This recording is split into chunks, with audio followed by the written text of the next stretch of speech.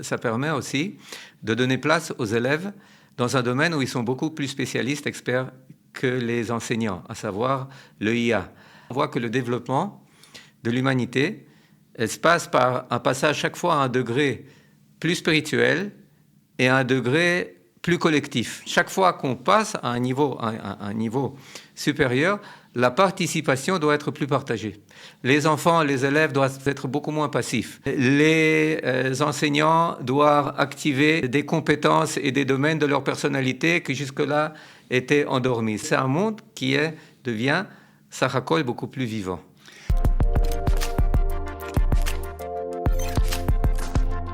Elementor, la nouvelle émission sur Studio Qualita. Et dans cette émission, on va parler éducation.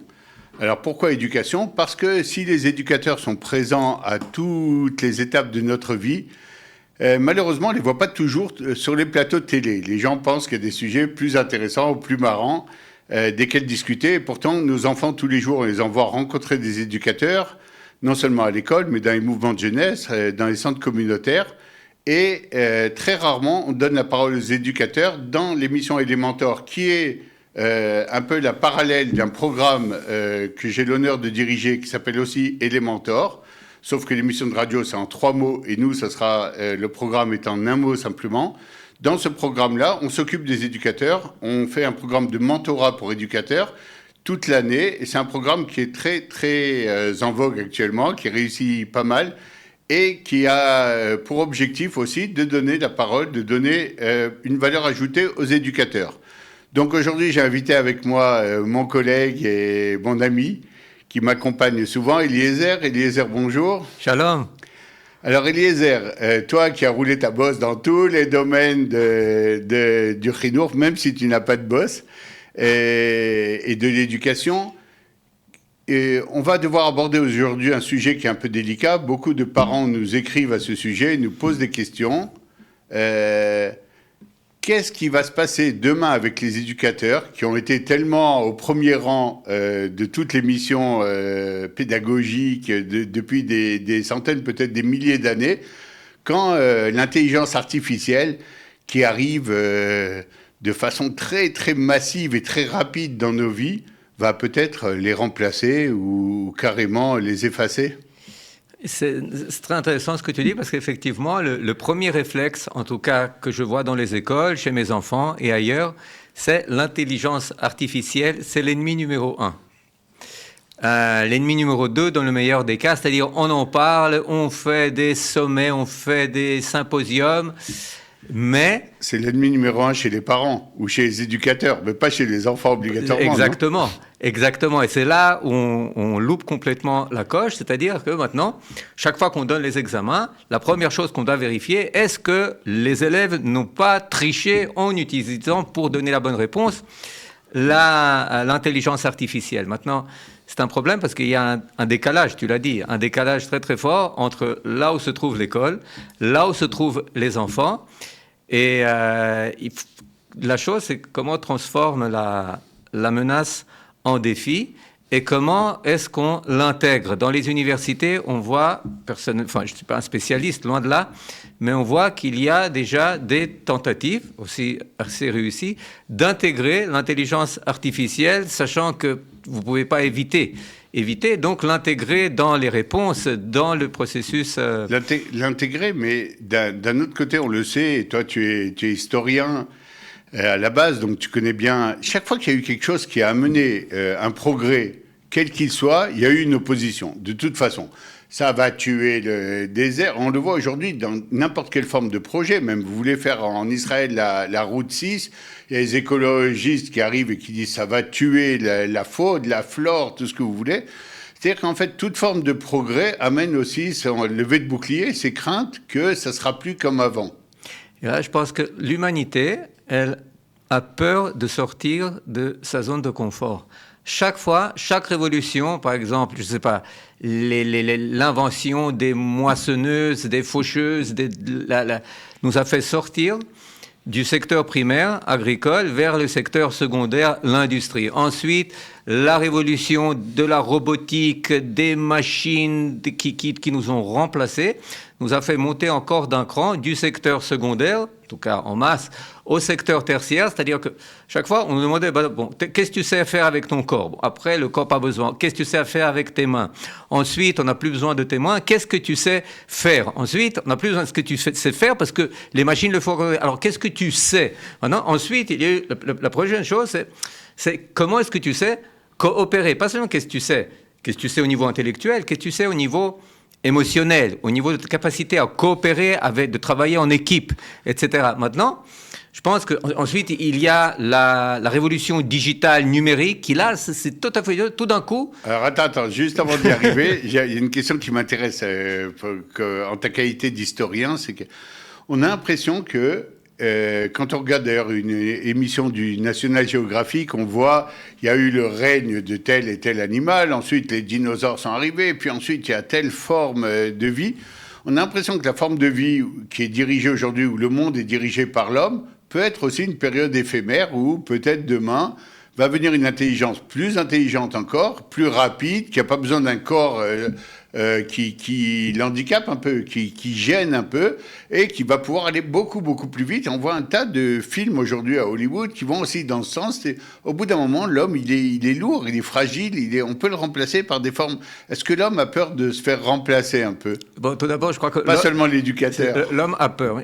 Quand j'étudiais en Suisse, il y avait un cours que vous ne pouvez pas avoir en Israël. Ça s'appelait les catastrophismes, c'est-à-dire les différents scénarios qui parlaient de la fin du monde. Alors, il y en a un qui disait que ce sera la famine, ce sera une explosion, ce sera un météorite. Et chacun avait sa théorie, mais toutes ces théories, elles étaient basées, pas sur la réalité, elles étaient basées sur la crainte. Donc maintenant aussi, on fait face à quelque chose qui éveille beaucoup de crainte chez nous. Mais je crois que ce que tu dis, c'est que, en vérité, chaque révolution nous fait sauter, bondir d'un cran de plus haut. C'est-à-dire, on remplace notre intellect, tout d'un coup, on se découvre un monde émotionnel. On remplace notre émotionnel, tout d'un coup, on se découvre quel monde? On se découvre le monde identité. On se découvre le monde que l'intelligence artificielle, c'est un algorithme, c'est pas un nom, c'est pas une identité. Elle connaît pas le monde intérieur. Elle peut deviner par-ci, par-là tes facultés, pourquoi tu seras, où tu vas t'orienter, etc., etc. Mais elle nous pousse à découvrir le monde intérieur. Si je formule ça en termes messianiques bibliques, eh bien, qu'est-ce que demande Shlomo HaMelech, Akadosh Baruch Hu? Il ne demande pas kavod, il ne demande pas richesse, il ne demande même pas... Lev Shomer. Lev Shomer. Un cœur capable d'entendre, capable de comprendre. C'est ça. C'est-à-dire, il y a un cœur capable de comprendre au-delà de la question que tu poses, et ça, le chat GPT, il le fait très bien. Qu'est-ce qui te fait, quelles sont tes motivations? Qu'est-ce qui te fait poser cette question? Et là, bien entendu, on en a peur. Entrer dans notre intériorité, la découvrir, lui donner voix, ça, non, moi, taper un programme sur mon ordinateur, c'est quelque chose de beaucoup plus confortable. Je comprends tout ça, mais alors, j'aimerais passer une seconde du côté des gens qui ont pas peur, qui disent attention, la force, comme dans la guerre des étoiles, attention, le côté de la force qui avait l'air très attrayant, mais quand tu t'approches, elle va te démolir. On va trouver tôt ou tard la façon d'utiliser cette force-là de façon négative et pour nous faire du mal, et ça va remettre en question. Mais il y a déjà des éducateurs, il y a déjà des instituts qui courent déjà pour voir quelle chance unique on a avec cette intelligence artificielle, comment on peut s'en servir, cette fois d'outils, et non pas de maître ou de peur, d'outils pour amener le chinour, l'éducation, encore à un niveau plus haut. Je sais que toi, tu as été longtemps et tu es encore très très souvent collaborateur de Sous la Mode, qui est un très grand institut d'éducation, de chinour, etc. Tu représentais la branche francophone, j'ai eu la chance de collaborer avec toi. Mais on a la chance, nous, aujourd'hui, d'avoir un invité prestigieux auquel nous allons parler dans 30 secondes ici, qui s'appelle Ilan. Et Ilan, il est sous-directeur là-bas de Sous la Mode. Et en tant que sous-directeur, t'as pas le choix. Là-bas, ça court. Chez Sous la Mode, tu poses pas 10 000 questions, c'est dangereux. Hop, on passe ça et on transforme ça directement en projet.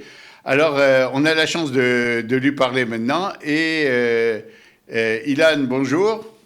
Bonjour. Alors, Ilan, présentez-vous en 2 mots, de façon un tout petit peu plus large, et ensuite, on va passer aux questions qui nous intéressent sur ce que vous faites pour utiliser cette force-là pour nous. D'accord. Bah, Soulamod, c'est, comme vous avez dit, un des plus grands Irgunim Chinuchim, donc dans l'éducation en Israël. On écrit des livres pour le Misrad HaChinour, pour les Torniot Limoudiot. On a des Ishtalmouyot, donc des cours pour les profs. On travaille aussi en Amérique du Sud, en Amérique, dans les pays anglo-saxons. Et notre but, c'est de créer des programmes Éducatif? éducatifs euh, en hébreu ou dans d'autres langues pour proposer aux élèves et aux profs des programmes de bon niveau et surtout qui soient adaptés à l'année 2025 euh, par, aussi par rapport à ce que vous parlez là de l'intelligence Alors, artificielle. avant d'arriver, Ilan, à comment vous utilisez l'intelligence artificielle, je sais que bien avant d'arriver à l'année 2025 et de devoir s'adapter, Sous la mode faisait déjà des programmes où il s'adaptait, par exemple, à Merotz la Mishnah, ce fameux programme où on va apprendre la Mishnah, mais différemment, en voyant une série comme on aurait pu voir. Comment vous avez eu l'idée de dire, bon, les jeunes aiment les séries, maintenant il faut apprendre la Mishnah en leur montrant les notions de Mishnah dans une série, et ensuite, c'est génial, bien avant l'intelligence artificielle et bien avant cette heure. D'accord. C'est un des programmes les plus connus, de nos programmes les plus connus.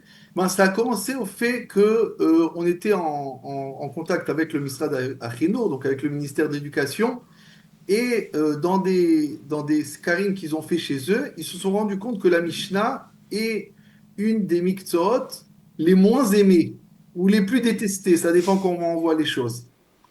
Ok. Et c'est de là-bas qu'on est parti à chercher une solution. On a dit, c'est pas possible que la Mishnah, que c'est une base aussi importante du judaïsme, soit aussi mal vue par les élèves. Et on a commencé à réfléchir, on a commencé à faire un peu des films avec un peu des sujets. Peu à peu, on a construit un projet qui, en fait, pour dire en 2 minutes, c'est quoi Ratima Mishnah? C'est une sidra trechet, donc des mini-films qui sont sur un sujet, mais pas du tout de Mishnah. C'est une sidra d'enfants où il y a des méchants, il y a des gentils, il y a des familles, il y a tout ce qui se passe dans n'importe quel autre. Mais vous arrivez à rentrer dedans des notions qu'on voit Et dans la Mishnah. dans la Halila, on met des notions de la Mishnah. Ça veut dire que Dans pour la que trame. l'enfant il arrive à comprendre comment ça se fait que le voleur il a réussi à passer là-bas, il est obligé d'apprendre la Mishnah pour recevoir la réponse. Et la Mishnah, elle fait partie de la Halila. Je ne sais pas comment on dit la La Halila, trame. excusez-moi. La trame du film. Voilà. Et c'est comme ça que les enfants, ils apprennent en fait de la Mishnah, même sans savoir qu'ils apprennent la Mishnah. Alors, c'était absolument génial. Alors maintenant, quand l'intelligence artificielle est arrivée, vous n'avez pas fait partie de ceux qui disent oh là là, quelle catastrophe, mais ça fait peur, et directement, vous êtes parti au travail, quoi. D'accord. Bah, en fait, la vraie réponse, c'est que la question de l'intelligence artificielle, elle a commencé il y a déjà 15 ans, quand l'Internet il a commencé. Eliezer, il a commencé à en parler avant. La notion du savoir, c'est quelque chose qui a changé ces 15-20 dernières années. Si, il y a 20 ans ou 30 ans, l'éducateur, il avait le savoir et c'est lui qui devait enseigner les enfants, cette notion, elle a changé depuis déjà 15 ans. Ce que l'intelligence artificielle elle a fait, c'est qu'elle avance encore plus le problème ou la solution. Ça dépend comment on voit les choses. Ça veut dire, à aujourd'hui, et il y a 10 ans et aujourd'hui encore plus, un enfant, il a tout le savoir qu'il veut savoir. Il en a, pour ça, il n'a pas besoin ni de prof, ni de parents, ni d'aucune personne adulte qui lui transmet le savoir. Ok, mais d'un autre côté, Ilan, par exemple, un rave qui a le savoir, on sait que le rave a aussi son rave qui est là pour, dans les périodes de doute, lui dire oui, c'est le vrai savoir, ou bien attention, non, peut-être là tu te trompes, c'est délicat. C'est vraiment vrai. Et à mon avis, la question qu'il faut, c'est clair que il y a un rôle. L'éducateur, il a un rôle. Le rave, il a un rôle, mais il faut juste le déterminer autrement.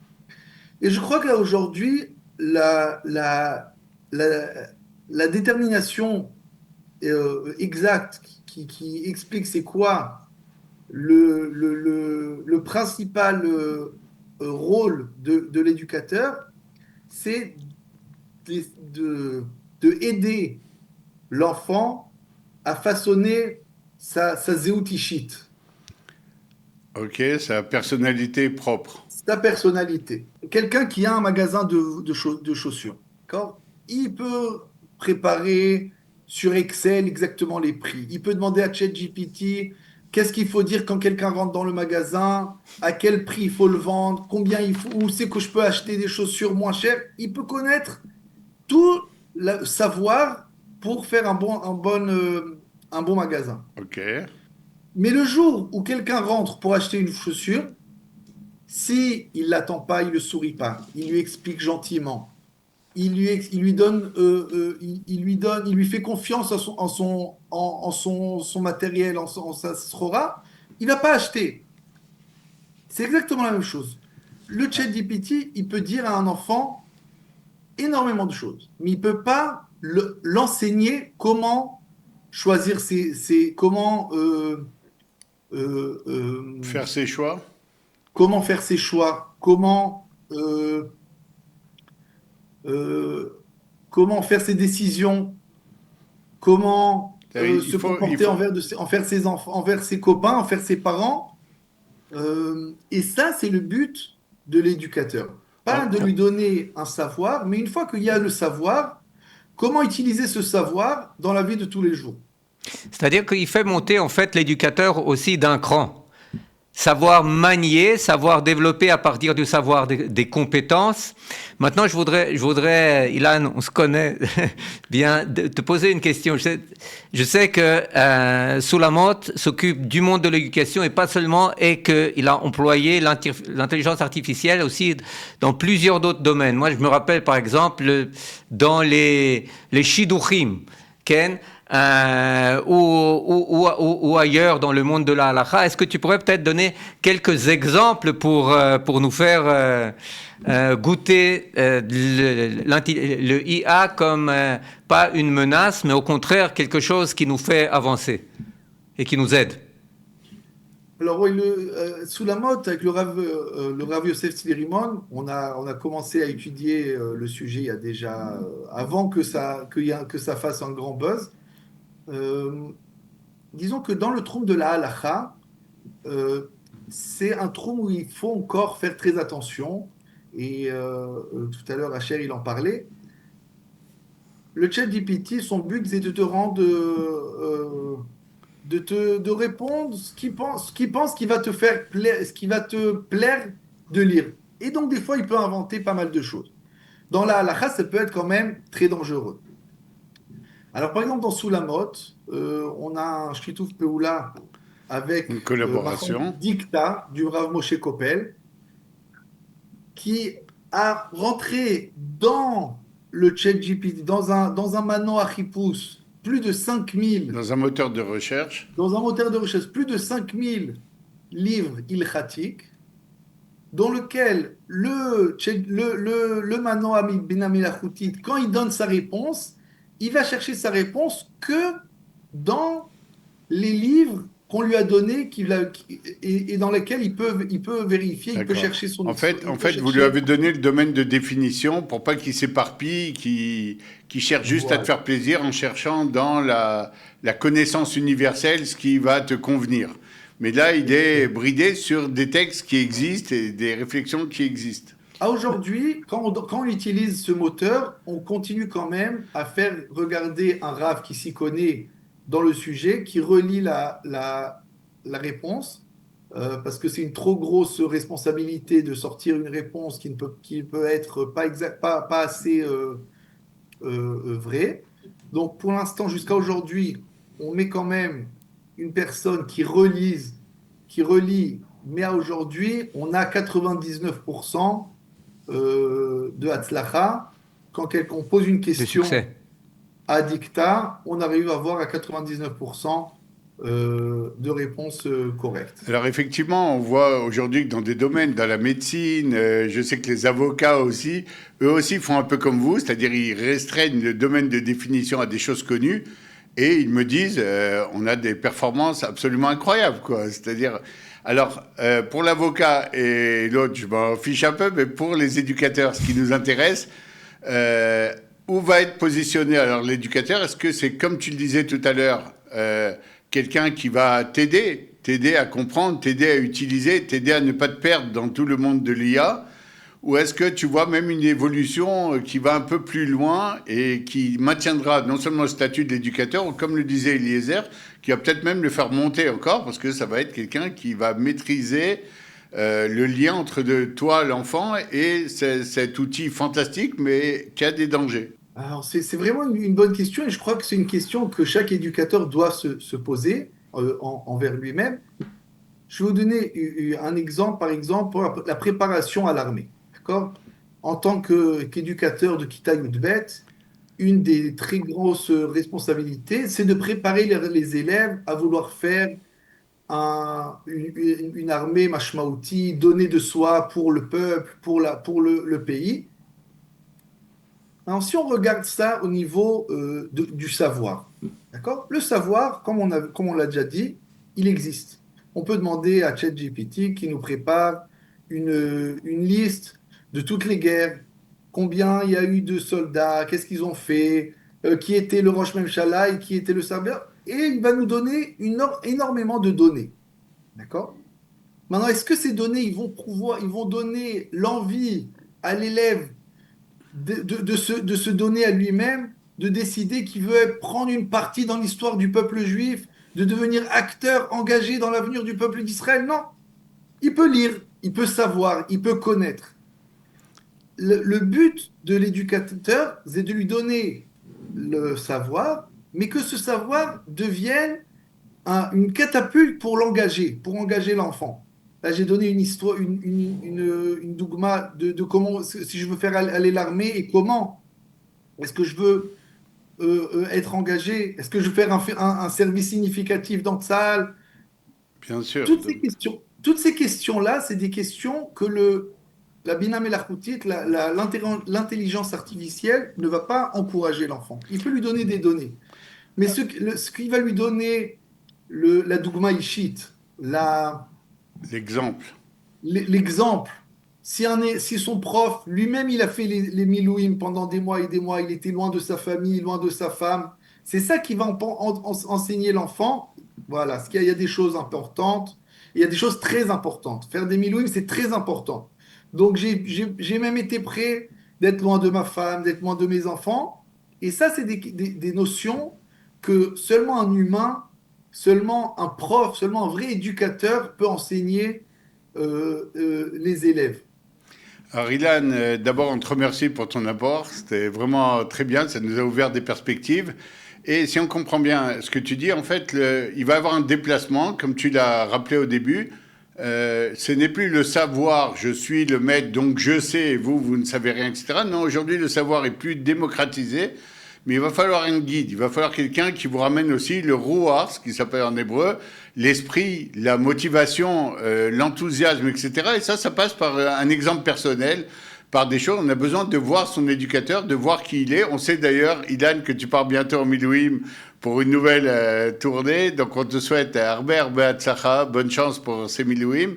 Et merci aussi à Soulamot, qui d'ailleurs est co-signataire des diplômes qu'on va remettre dans le programme et des mentors en fin d'année. On les remercie pour ça, parce que c'est une institution très très importante. Et on te remercie personnellement d'être venu et de nous avoir accompagnés aujourd'hui. Toda Rabba. Merci beaucoup. Et merci à vous de parler d'éducation comme ça à la radio. Comme vous avez dit au départ, ça ne se passe pas assez. Donc merci à vous d'en parler. Ce qui est maintenant exigé de chaque enseignant, c'est de devenir un véritable mentor avec un rapport personnel, quelqu'un qui sert d'exemple, qui éveille le désir, la volonté, qui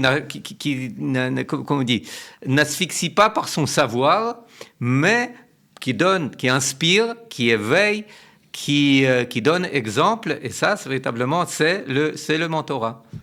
D'accord. Ça veut dire, en vrai, il y a un véritable challenge pour les éducateurs.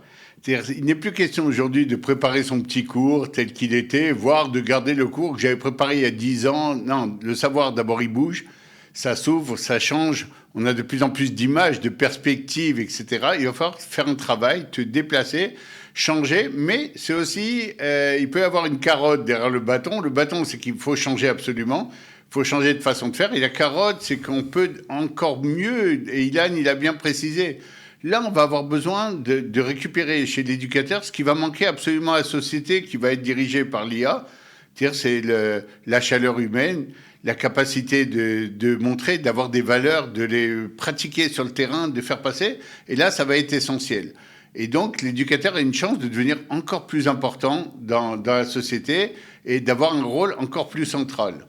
C'est incroyable. Il y a un mot qui revient à chaque révolution, quelle qu'elle soit, qui est un mot de désenchantement. Désenchantement. Il y a avec la bureaucratie, maintenant c'est désenchanté. À l'époque, c'était mieux, il y avait plus de contacts, il y avait une meilleure cuisine. Et donc, le défi, c'est de réenchanter. C'est de réinspirer. Très, très beau. Et c'est avec amour, avec sens, avec sentiment, tout ce que le AI ne s'est pas donné. Alors, il ne s'est pas donné aujourd'hui, mais est-ce qu'il ne va pas le savoir demain? Est-ce qu'il ne va pas commencer à comprendre qu'il y a quelque chose dans tout ça et commencer à se rapprocher un peu de ses sentiments humains? Très honnêtement, je ne le sais pas et je pense qu'on peut faire que des projections, mais ça m'étonnerait que quelque part, parce que ce dont tu as parlé, Ilan, c'est quelque chose de très important. Je crois en l'État d'Israël, par exemple, je fais mes milouïm, je fais mon armée, et je peux être blessé, et tout ça, l'IA, il ne pourra pas dire, moi, je suis prêt à monter au front. Non, tu es prêt à rien du tout. Tu es prêt à rester dans ta boîte et à donner des données. Je crois que tu dis une chose hyper importante. L'IA n'a rien à perdre. L'IA, il n'a rien à perdre. Il peut que se développer, montrer, je suis beau, je suis grand, mais finalement, il n'a pas non plus, il peut rien nous prouver. Ouais. Il peut rien prouver. À aucun moment, il n'a les moyens de prouver quelque chose. Ce qu'il va prouver, c'est les mains, les pieds, le cerveau, l'intelligence, les valeurs. Et on va voir le développement de l'IA, ça va être très intéressant. Ça va être très intéressant de voir comme Soulamot et comme le font les gens qui travaillent déjà sur l'IA, comment profiter de cet outil fantastique pour gagner du temps, pour rendre les élèves plus curieux, plus chercheurs, plus avides même de connaissances. Et là, il va falloir ce grand guide, ce grand frère qui est là, qui sait plus, pas seulement en connaissances, mais parce qu'il a de l'expérience de la vie, parce qu'il a roulé sa bosse, parce qu'il a des enfants. Et donc, ça va être un peu un guide très, très important, si jamais il arrive à comprendre et à jouer le jeu comme il faut. Alors, le mot de la fin, je te le laisse. Dis-nous comment tu vois, toi, l'avenir avec l'IA et les gens, et les juifs, et notre identité. Je ne sais pas si c'est le mot de la fin, mais je crois que dans ce que tu as dit, il y a une chose très importante, c'est que ça permet aussi de donner place aux élèves dans un domaine où ils sont beaucoup plus spécialistes, experts que les enseignants, à savoir le IA. Les inviter à participer, à préparer, etc., et leur laisser dans l'éducation beaucoup de place, qui fait, et ça... Bon, on va partir encore une fois dans l'histoire, dans l'histoire, etc. Mais c'est que chaque fois, on voit que le développement de l'humanité, elle se passe par un passage chaque fois à un degré plus spirituel et à un degré plus collectif. Plus collectif, que ce soit au niveau du pouvoir, que ce soit au niveau de la production, que ce soit... Et la participation, chaque fois qu'on passe à un niveau supérieur, la participation doit être plus partagée. Les enfants, les élèves doivent être beaucoup moins passifs. Les enseignants doivent activer des compétences et des domaines de leur personnalité qui jusque-là étaient endormis. C'est-à-dire c'est un monde qui devient, Sarakol, beaucoup plus vivant. Alors c'est intéressant, c'est très intéressant parce que ça veut dire que l'avancée technologique n'est pas une menace obligatoirement, mais au contraire, c'est aussi un encouragement. Il faut toi aussi que tu bouges un peu, que tu ailles plus vite, que tu réfléchis plus loin, plus en largeur.